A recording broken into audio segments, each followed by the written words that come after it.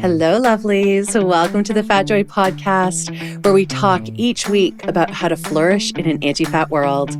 I'm Sophia, a fat person and professional coach who loves talking to other fat people about what it's like to live within oppressive systems that marginalize our bodies, and how we still dare to have the audacity and courage to reach towards our collective liberation and embrace our joy.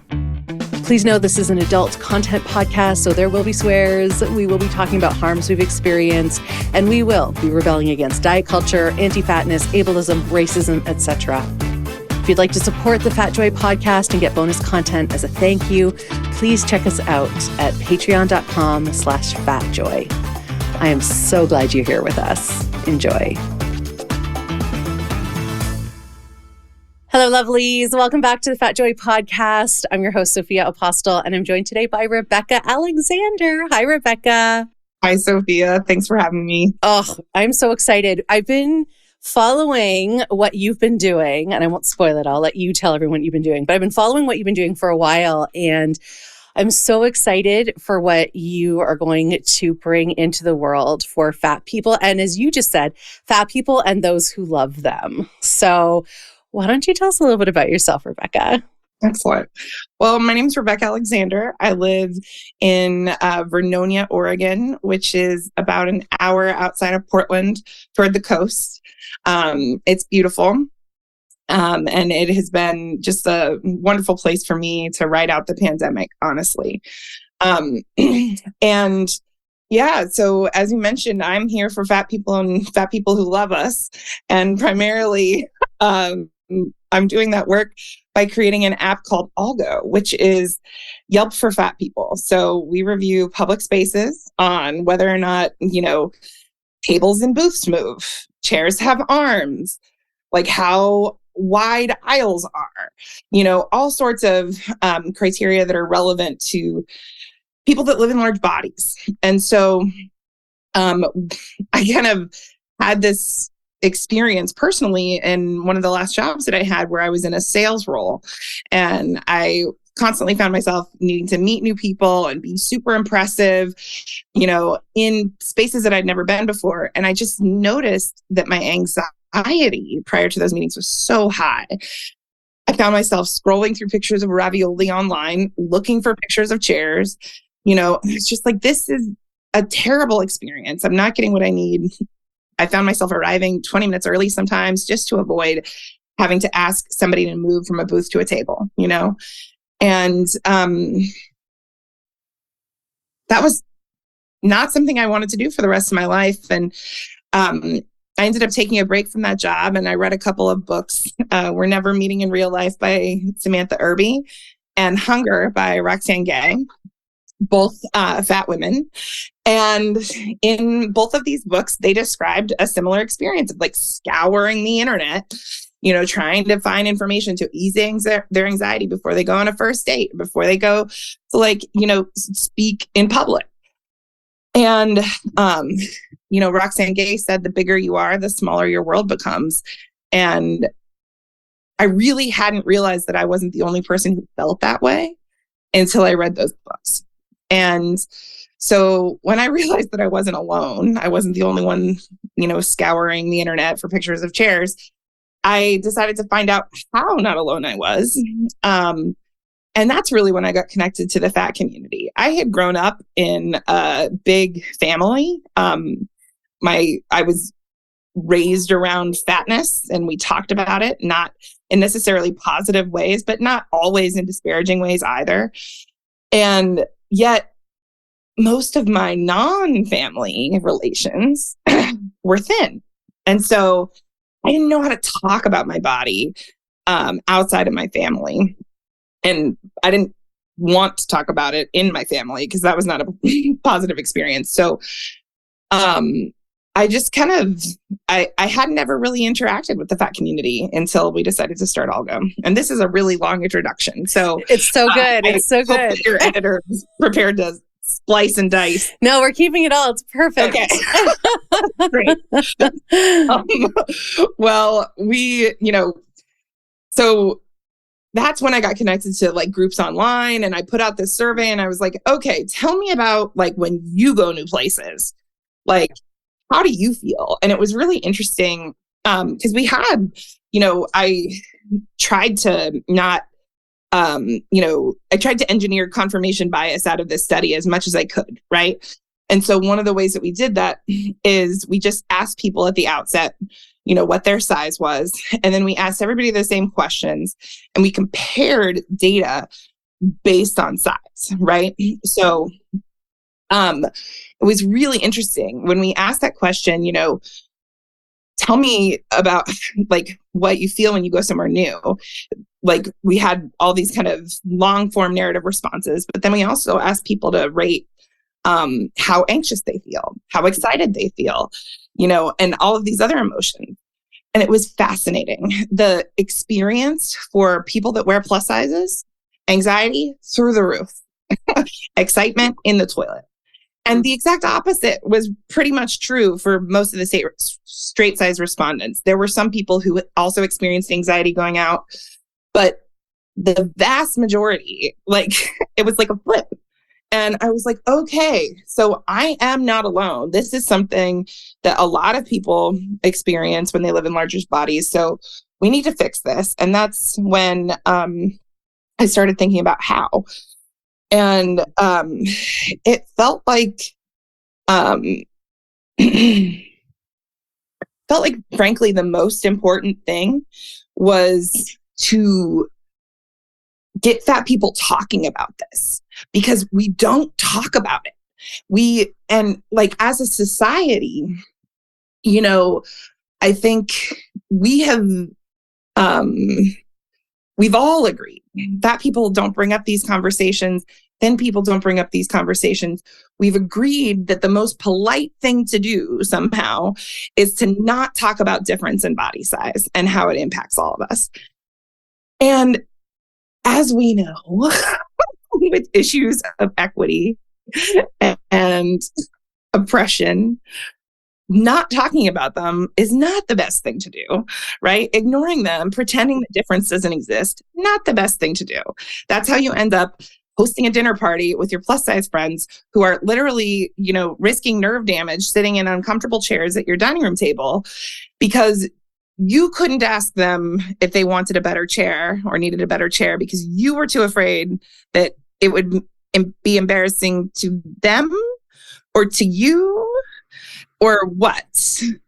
And yet the reality is all of those feelings are valid, but that person's thighs are still getting pinched, for the entire duration of your dinner. So we need to figure out a way to talk about these things. And there are a couple of reasons why that's really important. One, of course, is, to source this information and let people know how they can do better, right? Or where they can go that is doing right. But it's also about helping people understand that people have buying power in a way that people don't completely respect yet. They don't understand us as a consumer block. And so that was really interesting. As I was thinking about all of this, I was just like, we are having such a wildly different experience. And yet no one is asking us specifically how they could make their space better for us so that we would be more interested in spending our money with them. And, this was really interesting. I started this way of thinking around restaurants, right? Which thin margins in this industry. The pandemic has not made it any easier to operate a successful restaurant. And what I will say is I've not met a single restaurateur who, is I don't want fat people here. I've never met anybody who said that to me. I'm sure they exist, but most people are tell me how, they'll be more comfortable because I'm looking for ways to get people in the door and spend money and time in my establishment. And so when we flip the conversation that way and, we amass kind of a voice and a market, I think we can enter into the conversations about change with a lot more power and with less we're not looking for charity, right? Like, we're looking for you to serve us better. We're your customer, and we're telling you that you're not doing a good job. So, like, do better, and we'll spend more money with you. And I'm really interested in approaching these conversations that way. And this is not an intro response. Yeah, no, it's so good. We just dove right in. I love it, Rebecca. I love it. That's such a great, I love that you just took us right in, because it is such a universal experience for plus size people. I mean, I've heard this with like my clients. I mean, I've experienced this myself. I'll just speak for myself and know that I'm speaking for like all the people I talk to as well. And that I'm sure that you're really familiar with. You go on a date. You're arranging to meet someone at a new place. Talk about regular anxiety, add way more, because you don't know if the place that this person has chosen is actually going to fit your body. You go to a doctor's waiting room. Will there be a chair that you can sit in? No, you don't know. You want to go to a concert or a lecture. Like, I really wanted to go see Elizabeth Gilbert, who I love, coming to Toronto, which is where I live. And it was at a theater that I'm not familiar with. And that one, again, I scoured the pictures, looked at it. It looked like it was a bit older, an older building with older, very like those wooden, solid arms on either side, which there's no room. Recently I went and saw a comedian at another older theater, and I had to like sit on. Fortunately, there was like room, and we were on the higher level. I had to sit perch like on the arms because I could not fit my body in it. So I wanted to go see Elizabeth Gilbert. I wrote to the organizers. I wrote to the theater. No one responded to me. So lost ticket sales right there. And disappointing and frustrating, someone I want to see. Restaurants, another huge thing, like you've mentioned. And again, I'll share a personal experience. Just 2 weeks ago, went to the Keg, which is, like a classic, I think Kegs all over the States too, right? Am I right? I have never heard of it, but sounds like a brew pub. Oh yeah, it's like a steakhouse. It's like a nicer steakhouse. I don't know if it's in the States now. It's all over Canada. And went with another couple, and I called ahead and I was like, hey, I used the line from one of my previous guests of, hey, I really want to make sure my body is comfortable. I'd love a booth, but the table needs to be able to move, or it can be a table with chairs, but no arms. Anyway, I get there, they had done nothing. And so now the other couple has arrived who I don't know really well. And here I am, the fat woman, having to like advocate for, and like the people are taking me to different tables to see, well, this one. And the 19-year-old host is completely out of their depth. Useless. They don't know what they're doing. They don't know what to do. I know. It's brutal. So we need something where we can like look, and how great for a restaurant, like for example, the Keg, we ended up finding something was okay, but where I could go in and leave a little review like, hey, you need to train your front of house staff. And if I make a request like that, it needs to be respected. Like, this is not a big deal. I called a week in advance, So exciting. So exciting. And so I'm really curious, Rebecca, because this is a huge thing that you're undertaking. And I definitely want to talk about that. And I imagine that the motivation comes from, my assumption is, there has to be a lot of like powerful, fiery motivation inside of you to persist with the tenacity that would be required to create what you're trying to create. So my question is, where is that coming from? Like, what's your relationship to the word fat? What has your journey been with fatness? And how is all that just firing you up to do this? Because I know a little bit about what it takes to create an app. Like, it's a big deal what you're doing. So start us off at the beginning. Yeah. I mean, so I will say I was not out as fat. Until I started Algo, honestly. It was really interesting. And how long ago was that? Like how many years is that? Was about 5 years ago. So yeah. And so it's relatively new to me. I used to be the person on an airplane who would like get on and like cross my arms in front of my chest and squeeze my knees together and like not move. Right. That was somehow going to make me smaller. And, that was the way I was going to be like a good, fat person and not, inconvenience my seatmate, I took responsibility, and so I think in claiming like fatness and starting to use that word to describe myself and like it's completely just like de-Voldemorting it. Like, I don't know, however else, there's another word for that, but I can't remember. Word that shall not be named. Yeah, you just take the piss out of it, And it's just like, no, this is not something that I'm going to like say quietly anymore, And specifically, like just starting to put the onus on the people making these decisions and recognize that they are decisions. And I think when I recognize that they're decisions, it starts to help other people understand that they are decisions. Like I don't think people think about these things as decisions. Like I recently had a conversation with a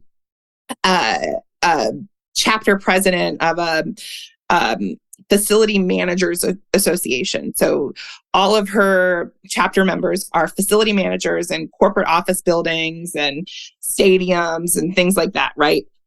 Exactly the people I want to talk to. I was going to say, I mean, if you want to start to change things, those are the people you do it with. Wow. Well, and my first question to her was, all right, so Glow, you are the person.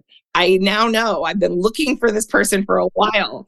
You are the person that can help me figure out how to get toilet paper dispensers put in the right place. Oh my gosh. Okay, first of all, for those of people who are not fat who are listening, can you explain the problem with toilet roll dispensers? Okay.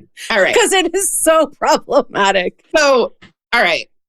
I use accessible stalls often because I'm just so much more comfortable in them. And yeah, it just is the way it is. So I use them, and I've noticed that this is particularly bad in like small stalls, but it's also bad in accessible stalls. And so essentially it's evident that sometimes when the person decided where to put the toilet paper roll holder on the wall, that they'd never sat on the toilet. They put it either like level to the leg. So, it's like right in the way and you can't kind of fully open your, legs on the toilet. Or my favorite is when they put it under like the handlebar so that you have to like drop down and like erect the toilet paper out of the bottom of it. And it's like, did you think about that for a second? This is a foot from the ground. Like who's trying to get a foot from the ground in a public bathroom? Nobody I know. Yeah. So anyway, if you can get on them and reach the toilet paper, that's a miracle. But like, it just seems like, and as a woman, it's like one of those things where I'm like, a dude put this up, somebody that just doesn't sit down in bathrooms very often. Mm-hmm. Or someone who has never had to possibly put a tampon in or remove a tampon. Like there are bathroom functions that people with uteruses have to do, and they need a little bit of space. People, we need to be able to spread our legs a little bit. Sometimes you need to squat if it's gross and you're not going to if you can, there's so many movements that are not accounted for. And that, especially the toilet paper rolls, especially when they're the big ones, like the big industrial ones. And it's like basically touching the toilet bowl. And you're like, how am do I sit on top of this? Like, you just think, what are you supposed to do? Yeah. Okay. So you had this person on the phone. I met them face to face and I just got real weird with them real quick. It was great. She was on board. She was like, yes, I am the person you talked to. And I was like, fantastic. But they, the thing about these conversations is it helps me realize these are decisions, and when I point them out to the people making these decisions as decisions, like I can just watch like their kind of, capacity to understand just explode. And it's really amazing because this stuff is not very hard. Like if you have basic empathy skills as a human, like when you're prompted, to think about this experience, like you can, like with basic empathy skills, put yourself into the shoes of a larger bodied person and make better decisions as though like, you were trying to make that person more comfortable. And I think most people are really on board to do that. And so just like helping people understand, like, you just think about us, and think about us, like everybody will be more comfortable. It's a win-win, right? Um, and so that's been. Oh, sorry. I was just going to say, to add to that, considering 2/3 of the population is plus size, whoever you're speaking with, like, they probably, I imagine they know someone who is also fat or plus size. So They do. And they themselves, are occasionally plus size or have been in their life. And like the number, like it is not a unique experience. Like, this is a market that is too big to be called a niche. Like it is not unique, like niche concerns that we're talking about. And we're just talking about them for the first time.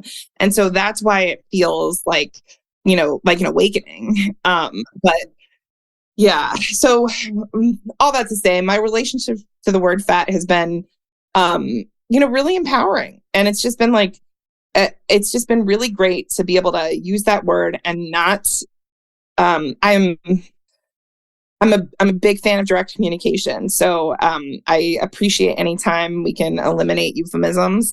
And yeah, so I'm here. Just we're fat people. We live in large bodies. We're plus size. Like, I'm good with all those terms. And I just, I'm so grateful to be having these conversations. yeah.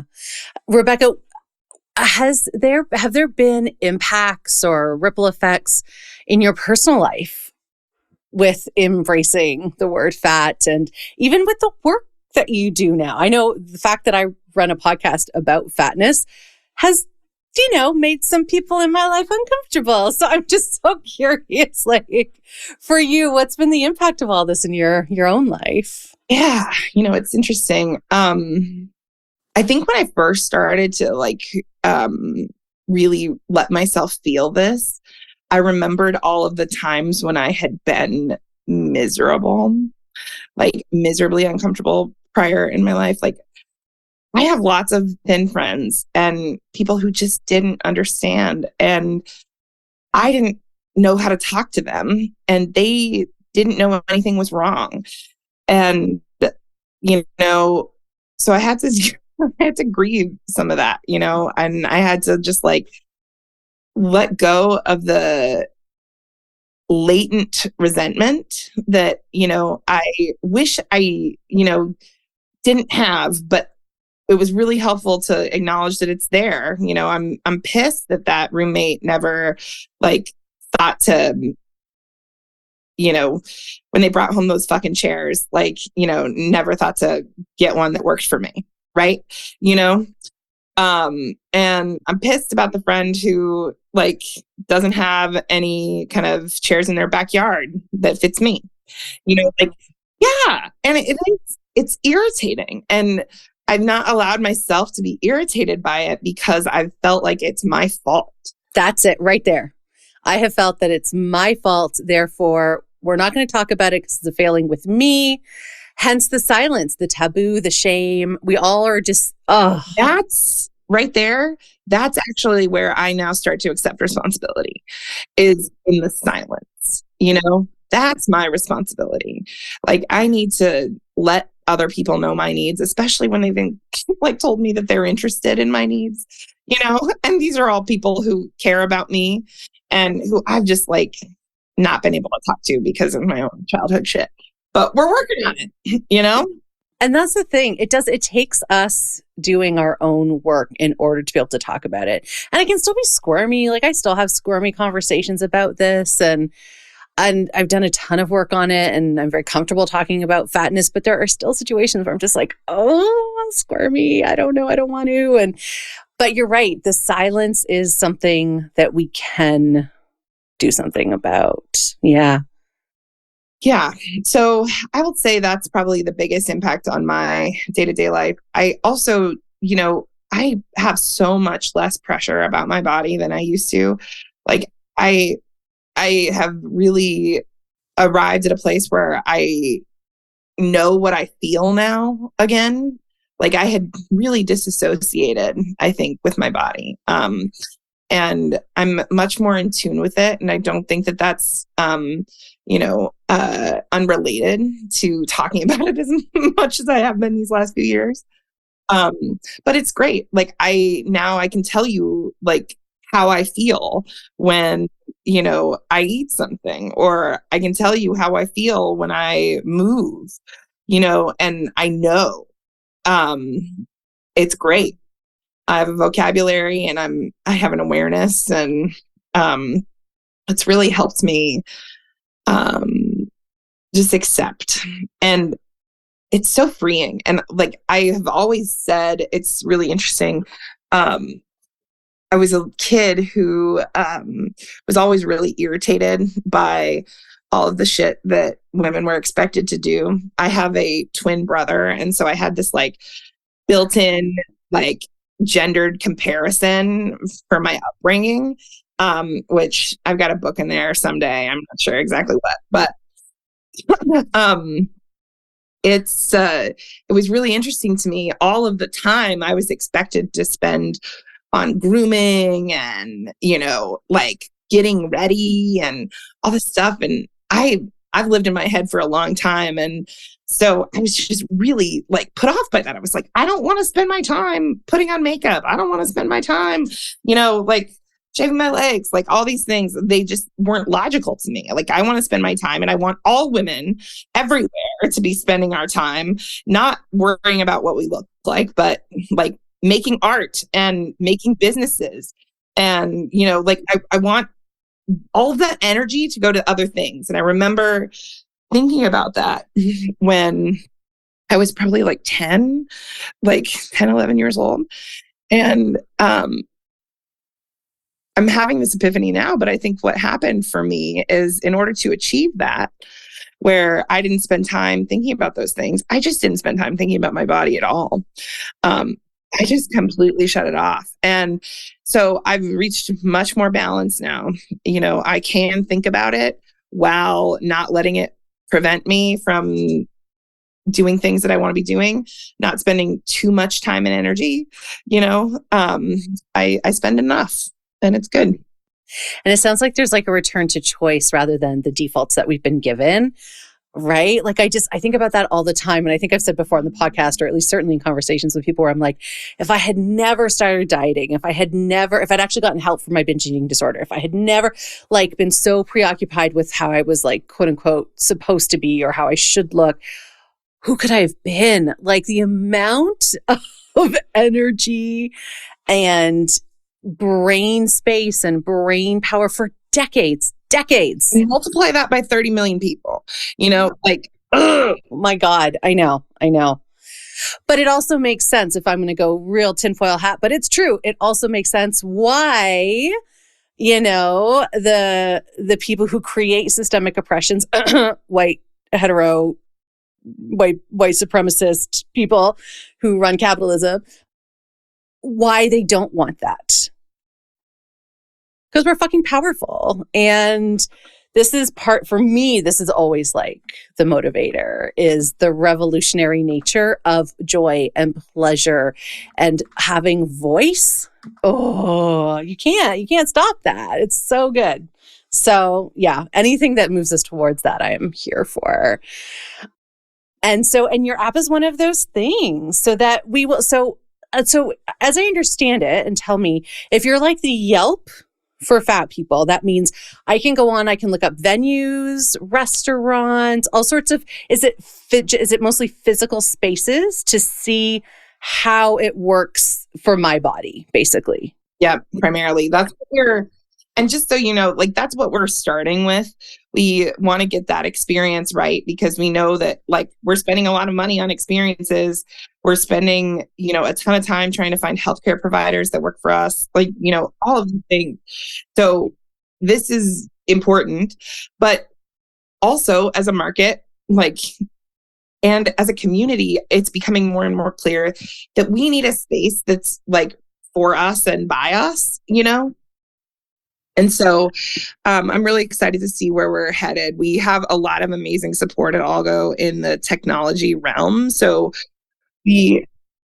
it's complicated. So I'll go into that a little bit because I talk about this enough, I don't think.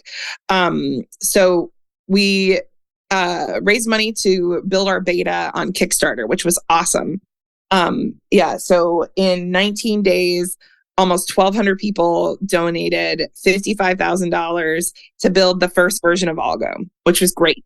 Amazing. And, yeah, it was fantastic. And so we, this is a free app and people wanted it that much. So we built it. We ran a beta in 2019 in the city of Portland where we learned a lot. So we learned what are the questions you need to at a doctor's office versus at a cafe?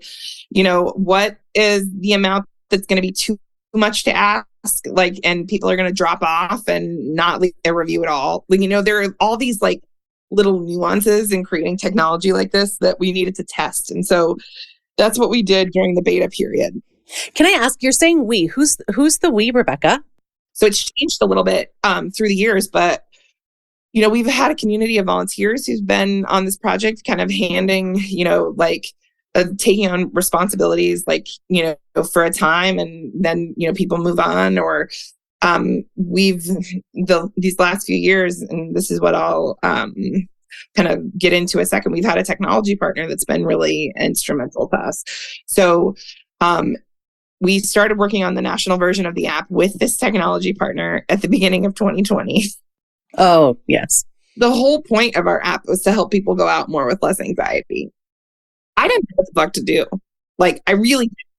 It just this thing came, this pandemic, and I was like, we just finished a beta. We're trying what are we do? What's going on? And it was so just personally upsetting. And I just had to walk away. I just had to put a pin in it and go, because I was freaking out. I was I had already kind of taken a couple of years out of the economy, right? To build this thing. $55,000 from Kickstarter does not support a life. These things are, I was hustling and freelancing this entire time, just kind of trying to make stuff work. And so we get this technology partner. The pandemic comes out, and I don't know what to do. So we take a beat. I actually went and I lived at the time in Portland, Oregon, and at the beginning of the pandemic, all of this food was rotting in fields. And anybody who knows anything about Portland, we have a huge food culture, and we have a lot of restaurants in the city who buy from local farms immediately around us. And so there were all these contracts where restaurants shut down overnight. The farmers didn't know where they were going to send their groceries. It was a mess. And so I had a friend who I was in an accelerator with. She was running her startup, and I was running Algo. And she was running an online farmers market. And so literally, as I was the world is shutting down, my business is gonna go dormant for a minute. Yours is gonna explode. So I spent the first 5 months of the pandemic helping get food from these fields into people's homes in downtown Portland. So it was great. I'm always going to remember that that's what I did, at the beginning of the pandemic. And that was a nice distraction. And gave me a minute to kind of think. And then afterward, we started, working on the app again. And we've now started working on it 3 times. And we were hit with the, Omicron variants and the Delta variants. And that delayed us. And now the only thing that's delaying us is ourselves at this point. We're just not quite ready to release it, but the world is open enough, that we feel like there are safe ways to navigate it, for folks. So we can, we want to provide this service again. So we're almost there. And I'm thrilled that we made it through. And, to your point, the tenacity and the perseverance required, I don't know that I would start Algo today. If I hadn't started it 5 years ago, I don't know that I have the energy to start it today. Like and managing my energy throughout this project has been like one of the most important things that I've learned how to do. I've actually worked at a few startups, and I started a startup we got to the incubator phase, and then we did some pitching and couldn't take off so that one was basically plus size clothing before this big boom. So there were no investors interested in fat clothing. Anyway, it's very interesting, kind of having worked in startups, having played in that space myself with my own. It was actually really my partner's idea, and I was like, of course I'll help. The role that unconscious bias can play, there's a lot around, well, who wants that? Is that really going to bring in money? Because of course, when you're pitching and trying to get investors, it's all about what's going to be the return on investment for them. Have you hit up against anything like that? Prior to the pandemic, while we were running the beta, that's a lot of what I was doing too, was trying to fundraise, right? Because the reason we built the Kickstarter was because we got an offer for investment where it was a bait and switch. Oh, no. Yeah, we got an offer for investment and we're given a big paper check on stage at this pitch competition. And then when we got the term sheet, they were wildly different. The terms were wildly different than we discussed, and we had to walk away from the deal. And that really sucked. But it forced us to go to our community to fund it, which was actually really good. I think that stays in your control. It stays in our control. And it also got 1,200 other people invested literally in what we were doing, and so it also, it keeps it in our control, too, which is really nice. So I have gotten, now I went through the process of trying to raise kind of a typical seed round. And in that I met, probably 150 different investors, had, dozens of meetings, sent pitch decks to quite a number of people. And I've ended up working with 4 angel investors who have come in and given some small amounts of money to invest in particular things that we were working on, and just kind of get us through some of the difficult times where we need, capital. But mostly this has been, a bootstrapped effort. And experimenting around the revenue model was one of the things that we did during the beta. And it was really interesting because that was what investors kept coming back to us with was, what is the revenue model here? Yeah. Did they want it to be subscription? It was really yes, some of them, but it was this really bad, this is so in the weeds, but it was this bad mix of startups or investors who invest in certain kinds of startups wanted to turn Algo into that kind of startup, right? So, and then other investors who, really matched the vision that we had as a community platform, didn't really get it, didn't see it as big enough, didn't see our team as being able to execute on it, and maybe they're right. I don't know.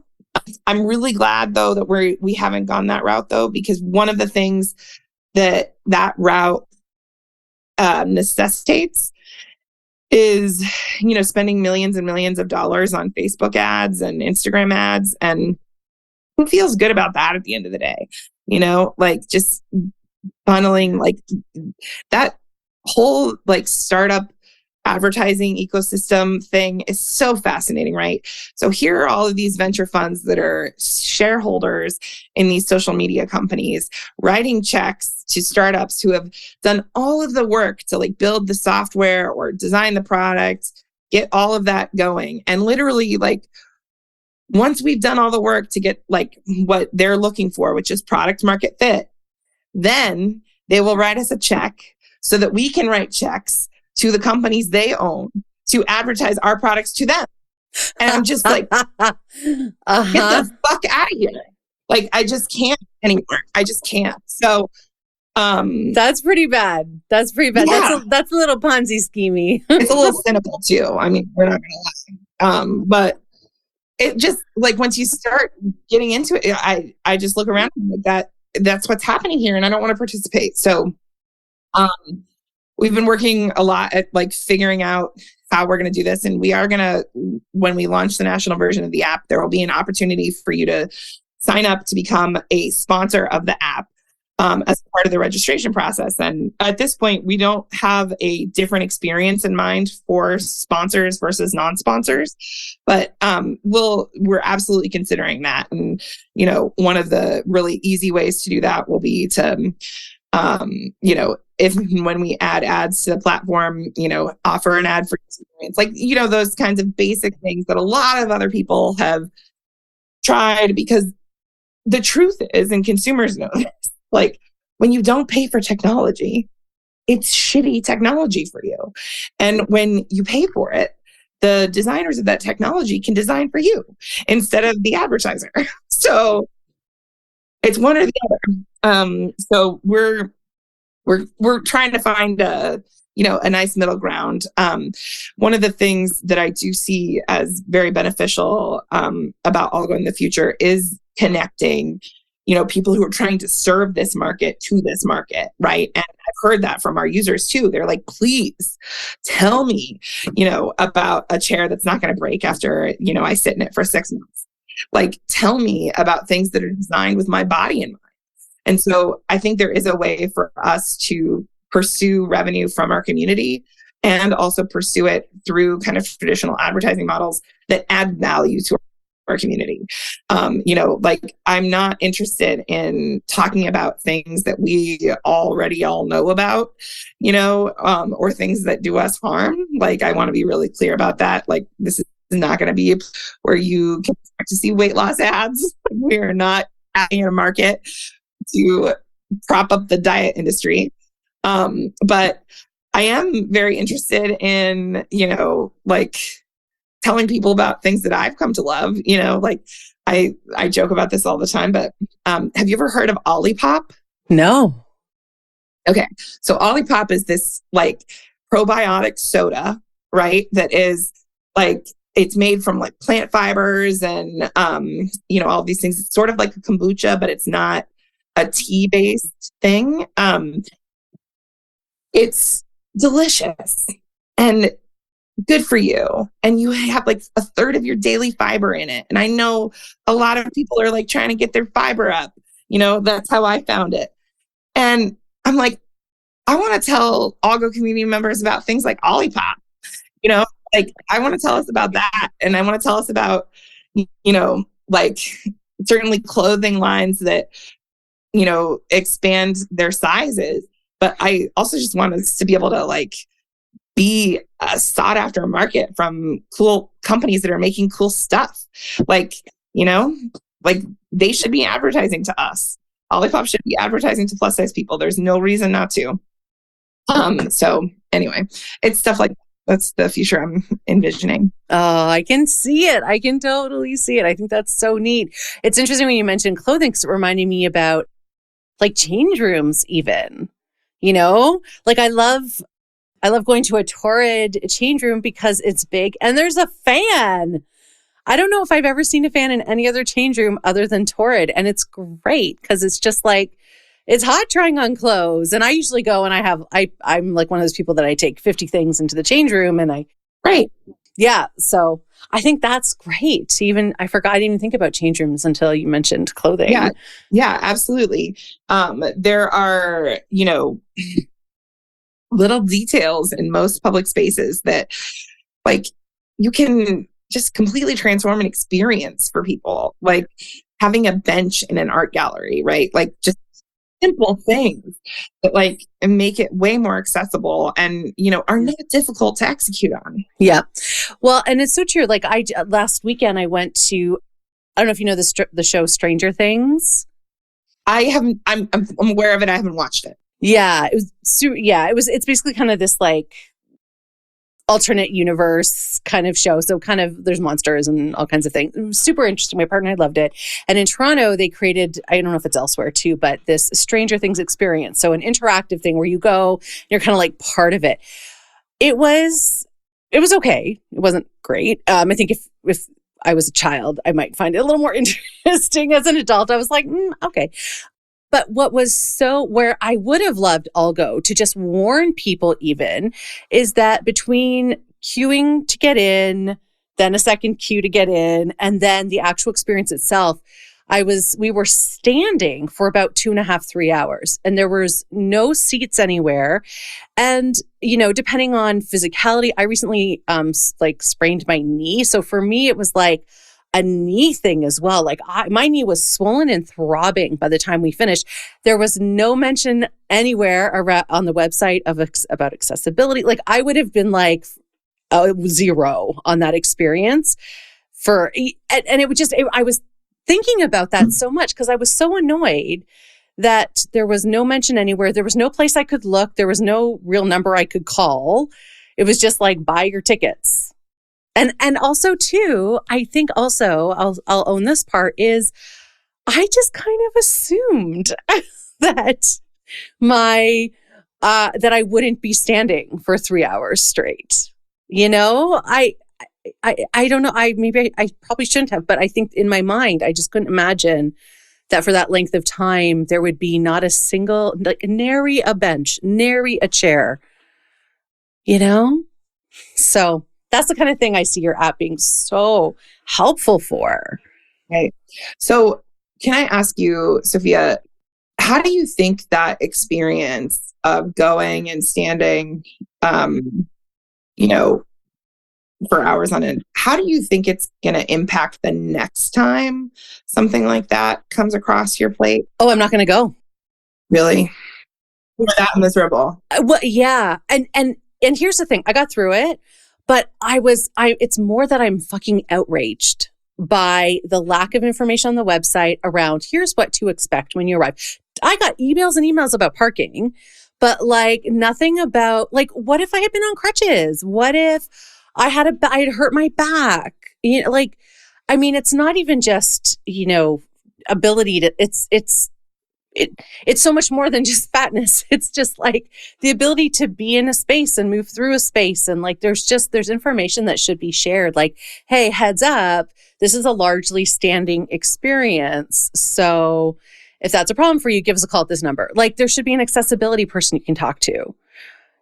So it impacts. So there's a Jurassic Park one, and there's also The Office one. And I'm like, no. So I'm just one person, but it sours the whole experience because I feel like I can't trust them as a provider of a service. Yeah. Right. As opposed to like someone who markets to you with messaging that is clear that like you've been considered. Yeah, that's a wildly different experience. Yeah. Mm-hmm. Mm-hmm. Or the ability to create custom an experience. Like if let's say, because there were actually, I will say, I was looking around a group, there's probably about 25 or 30 of us who went through this experience together. And I'm looking around the room and when people start like shifting side to side because they're really uncomfortable, half the group was doing that. And I'm like, there was a space where there could have been seats.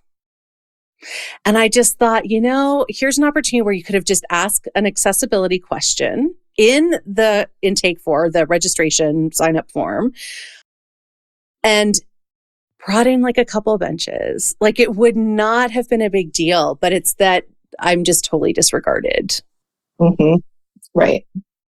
Yeah. Those people haven't been asked to like think about a variety of ethics experiences. That's what I've enjoyed about speaking with the interior designers is they're like trained to kind of put themselves in other people's shoes. And what they haven't been trained to do is specifically put themselves in plus size people's shoes.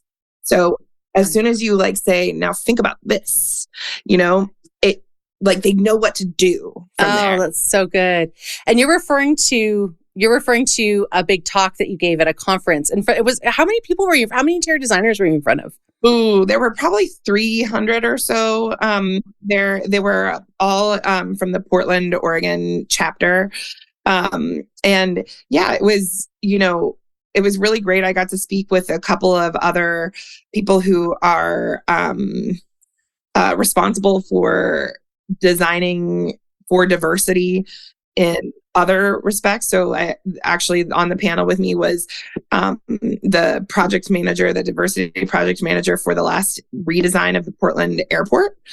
So we got to have lots of conversations about how he led that process to ensure that like the Portland airport was, better for a wider variety of people after this, millions of dollars were spent. And it was great. It was really great, and I will say the Portland airport is much fat friendlier than it was prior to this renovation. And it's likely because Steve walked through the airport, with people from all, kind of ability levels and experiences and backgrounds and, asked questions. So yeah, it's really that simple. Yeah. But event planners, I think, are also trained to do this. They're trained to think about hospitality. They're trained to think about like the experience of the goer. So we just need to like get to event planners. We need to get to these people in mass and like say, all right, well, now start considering like the needs of your plus size guests. What does that do to your nonprofit banquet? Right? How many chairs can you really fit around that table? How close together are those tables going to be? Yeah. Think about it. Yeah. So we need to get to event planners and interior designers and facilities managers and people who make these decisions. It's amazing because now it feels hopeful. Before it just feels like it's too big, it's overwhelming. No one cares about my body. Now it's like, oh no, Rebecca's talking to the right people. There can be systemic change. Talk to the people. Yeah, there are already people who are trying to do this right. Like we just need to talk to those people, and then the people who aren't interested in this, fuck them. Like that's really it. That's what I say. Like, all right, you don't want to hear from this community that I'm aggregating, like about their experience. Great. That's fine. I'm here for people who want to like pass down wealth to their family in 50 years. So like, if you're not interested in that, okay, I don't have to talk to you either. Like I'm doing this for free, like, and that's really the way it is. It's like, especially with restaurant owners, I'm like, who do you think is going to eat at your establishment? 2/3 of this country is plus size and we're getting bigger. Like, it's really up to you whether or not you want to listen to us or not. And like, oh, so good. Rebecca, did you have to become like I imagine you, I don't know if I want to, I'll just ask the question and then you correct it. Did you have to become an expert on fat bodies and fat body movements? Like, because you really are, you're being called on to be an expert advisor for people. So what have you had to do to figure out those pieces? Other than, of course, living in your body, but bodies are different. And that's how I approach these conversations. It's, like I am one person. I've talked to a lot of people. Like, I've had hundreds of conversations about these issues with hundreds of different people whose bodies are different than mine. And I've like surveyed thousands, right? So like I have that data and I can speak with authority from that data. But I also, just as a kind of as a person on a personal level, like I'm not afraid of what I don't know. So like when I get into these situations that people ask me questions that I can't answer, I have no problem saying, that's really interesting. I don't know. Here's how I would go about answering that question, and like they end up being some of the best conversations I've had, but I don't pretend to know everything about all of the, hundreds of millions of fat people that have existed throughout history. It's not reasonable. Although you did write a book about body image. Do you want to talk about your kids' book that you wrote? So cool. Yeah. So I mentioned before, Algo was in an accelerator. The name of it's Portland Incubator Experiment. And so I was in this startup accelerator with a couple of other startups, including a Kids Co, which is the project a friend of mine, Jelani Memory. He's a dad of 6 children who are of many different colors. He's in a blended family. And he himself is half black, half white. And when Donald Trump got elected, his kids were asking him lots of fucking questions that he couldn't answer. And so he decided to write a book. And because he's a weirdo, published this book, one copy of it. And he called it a kid's book about racism. And he read it to his kids. And then his kids' friends, saw it. And then his kids' friends' parents asked for a copy and, wave a magic wand and here's a company. That's how it works, right? So he has a huge media company now that is trying to help kids and grown-ups have conversations about difficult things. And the whole premise of his company is that kids are ready for these conversations. Is that grown-ups, we don't know how to have them. And so when he approached me about writing a book about body image, it was with that in mind. I was like, okay, all right. The book that I would write about body image is going to talk about business and is going to talk about capitalism and is going to talk about feelings. And he's like, that's exactly what I want. Kids are ready for these conversations. So let's do it. And, that's the book that I ended up writing. I tried to address things I help kids and parents interrogate that question of why do I have these weird feelings about my body? Why am I worried that my arms are too skinny? Why am I worried, that I have a pimple on my nose? And I point out, I was like, it's because people are trying to sell you things to fix those non-problems, and I just put it out there for kids in this book. And it's been really great. Kids are ready for these conversations and parents are grateful to, have something to just say, hey, wear the snow pants. I got a message from one woman whose 6-year-old daughter wouldn't go skiing because she didn't want to wear snow pants because they made her look too fat. She was already bigger than her friends, and getting in snow pants made her look too fat. She's 6 years old and she's not going to ski. When we think about this from, society level perspective, the people who are concerned about public health, right? This is the worst case example, right? So this is how we end up with massive health disparities in this country based on body size. It's not all just what we're eating and how we're moving. It's also that we opt out of situations that could be fun and engaging and physical, mind you, because we're made to feel ashamed, and we've got to fucking break that down. And it's interesting. I rarely bring this up on purpose. Sometimes I do. I talk, Algo is a health promotion company. We are here to end social isolation. And you can't tell me that there isn't a huge positive health benefit to ending social isolation. And that's so you want to help people get healthier? You can fund this organization, right? This is what we're doing. I'm not it's not our be all ends all, it's not why we exist. I'm not talking about it to increase people's health, but I know that the isolation that comes from not going places because you're literally worried that you're literally not going to fit, that is not good for us. It's not good. No, that's so true. I hadn't thought about that point, but you're so right. Yeah. Mental health, emotional health, even just, getting out of the house. Wow. That's huge. That's huge. I feel the truth of that, even for myself. it's like a little bit of a gotcha to like, assholes who like want to talk about health as like this moral imperative, but it's also true. It's like we're social creatures, and like leaving our caves is, good for us. Yeah, it's true.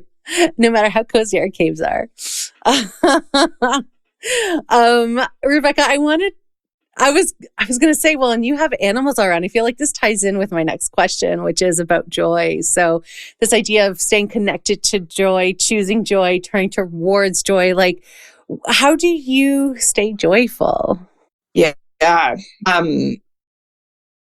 So part of my work on myself as, a kind of solopreneur has been to like figure out joy and figure out what like takes a lot of my energy and what fills up my energy, and like what doesn't take very much energy. And what I have found is cooking like takes energy, but it brings me a tremendous amount of joy, especially when I cook for other people. So also dogs bring me lots of joy. Just seeing their faces and hearing them snuggle on, like, I just love dogs. And this life that I have now, so I live on 80 acres in Vernonia, Oregon, and literally between me and like the coast is just like forest. I mean, it's wild and beautiful and wild. There's so much nature everywhere. And being on, a farm and out in the world has like helped me move my body with joy too. Like I get a ton of joy from chasing cows around a field.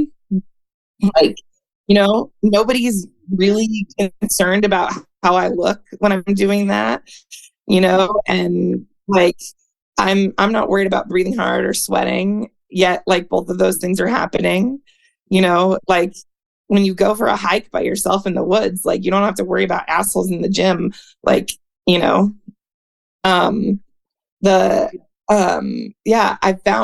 found ways that to bring joy, particularly around exercising, that was very difficult for me. Like I kind of developed a really like punitive relationship with exercise and as an adolescent. And so it was the only thing that would bring me joy was games and competition. Like I could play some like intramural sports and have a good time, but going to like, for a hike was not enjoyable to me because I was so concerned about my performance, and that just was not fun. So I've kind of figured out the farm life has helped me figure out how to move my body with joy. I really like moving heavy things. Like any chance I get to lift something like really big. Yeah, so badass. That's what I'm saying. And there's no shortage of that at the farm. Yeah. Joy is great. And life is, happening right now. Like, I don't know if people know that. I think that's one of the things that I like definitely had to learn. I think as a fat kid, I always imagined, what my life would be like when I wasn't fat anymore. Right. And so I kind of didn't do things because I wasn't going to do that until I wasn't fat anymore. Right.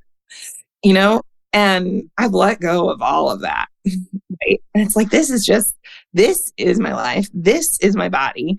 You've got, if you're lucky, a few more decades left. Like, what do you want to do with them? And I'm very privileged in that I don't have children. Like, I get to decide what to do with my day. I somehow have figured out how to make enough money to live this Renaissance kind of lifestyle. Yeah, it's been it's been really fun to realize that I get to decide what I want to do every day. Yeah. Oh, I mean, that's my ultimate version of joy is total freedom. Right. Actually, what do you want to do? Yeah. I can follow my desire. I can follow, it feels so good. Rebecca, amazing. This has been so wonderful to talk to you. Thank you so much. And I'll include, of course, all the links. We'll get everyone signed up for Allgo when it launched. I think by the time this episode airs, it will have launched. So we'll be directing people there to sign up. Go to allgoapp.com. That's not a link you have. The new, you're hearing it here first. It's a new URL that's coming your way. allgoapp.com. Sign up for an account. And review your doctor, review your favorite coffee shop, review all the theaters in your town, review the last place Lizzo played near you, review every big venue you can think of right now, and then review the next one you go to. Let other people know what it's like. Build up that resource of information in your community, and we will make sure that it stays relevant. That's our promise is we're going to keep those listings up to date. We're going to, make sure that new restaurant is there when you go to, write a review. That's our job. We need you to put in the data. So this really doesn't work without you. So please go sign up for an account and become a reviewer. Amazing. Rebecca, I'm so excited for where this is going to go. Thank you so much for talking to us about it. Yeah, thanks, Sophia. My pleasure.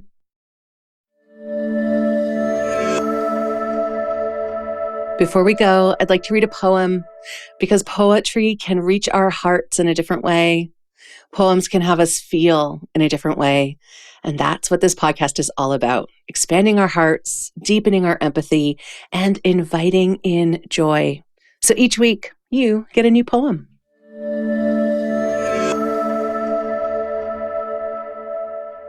It was such a great conversation with Rebecca, all about building the app. And I just kept thinking about, the challenges and the perseverance and the constant learning and growing and asking for help and support that it takes to do what she is doing. And I'm pretty in awe of her and her tenacity, and very excited to see what happens with the Allgo app. So in that vein, the poem that I'm going to share is called Yes, and it's by William Stafford.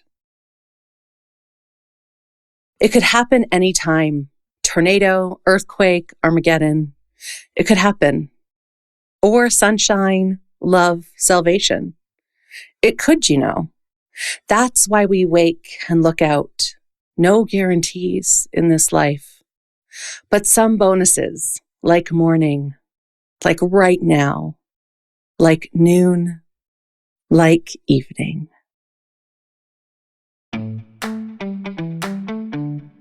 Thank you for joining me today. My hope is that you're feeling a little less alone and a little more seen. So until the next episode, you can find me on Instagram at fatjoy.life, on YouTube at youtube.com/@fatjoy, and on Patreon at patreon.com/fatjoy. Please do check out the show notes for how you can connect with my amazing guest and for the links to the poem. All right, lovely. I am sending you off with my best wishes for an abundantly Fat Joy day, and I look forward to talking to you again soon. Bye-bye.